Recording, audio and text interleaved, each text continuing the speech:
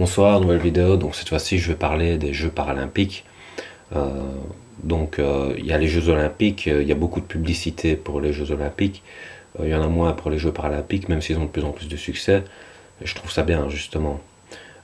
Donc je vais expliquer pourquoi. Pour moi, dans les Jeux olympiques, il y a comment dire, une ode à la performance. C'est-à-dire qu'il y a vraiment la performance est mythique et c'est ça qu'on cherche en fait dans les Jeux Olympiques. Alors qu'au départ, les Jeux Olympiques étaient plus basés sur le mérite plutôt que sur la performance. Et vous allez voir qu'il y a une dissociation des deux.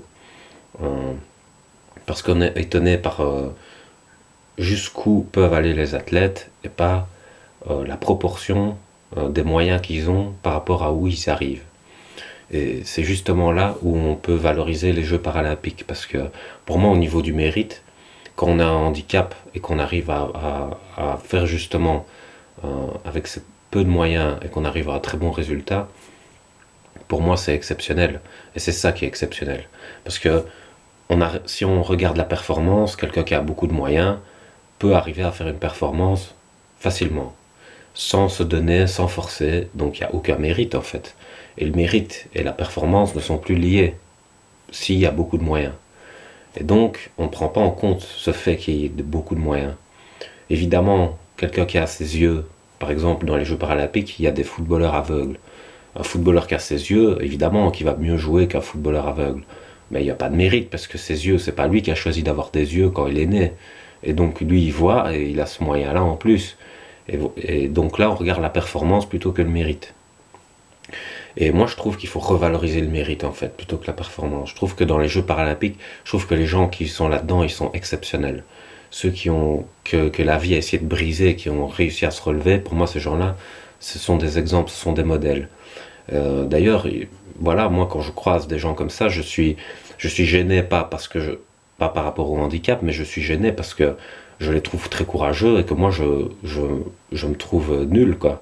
Parce que parfois, moi, j'ai plus de moyens, voire même souvent, j'ai plus de moyens, je fais moins, quoi, je fais moins bien, donc je me dis, je déconne, quoi. Tandis qu'eux, ils y arrivent, et moi, ça me touche de voir ça, quoi. Et pour les Jeux Olympiques, je trouve que la performance, surtout, que maintenant on sait que ça mieux, il y a beaucoup d'argent, et il y a de plus en plus de drogue, justement, pour arriver à cette performance, pour étonner un public qui en demande toujours trop, toujours plus. Voilà, et donc ça n'a plus aucun sens puisque la drogue c'est un moyen encore qu'on rajoute et donc il y a encore moins de mérite, donc le mérite il est complètement à zéro, c'est juste la performance qui compte. Donc voilà, je sais que j'ai répété le mot performance et mérite 150 fois, mais vraiment il faut faire la distinction. Et je suis pour la revalorisation des Jeux paralympiques et qu'on regarde plus les proportions entre les moyens et ce à quoi on arrive. Parce que c'est dans cette proportion qu'existe le mérite. Donc voilà. Si vous avez des handicapés autour de vous, des gens qui arrivent à s'en sortir grâce à leur volonté, à leur courage, bah, c'est eux qu'il faut féliciter, quoi. Faut pas féliciter la personne qui a tout depuis le début, qui a tous les moyens, et puis qui arrive qui arrive à faire une performance, mais dans l'écart du mérite, il y a rien du tout, quoi. Enfin voilà, pour moi, c'est insensé. Donc voilà, je vais vous laisser sur ça, j'aurai d'autres à dire. J'espère que ma réflexion vous aura plu, donc je vous laisse, bonne soirée.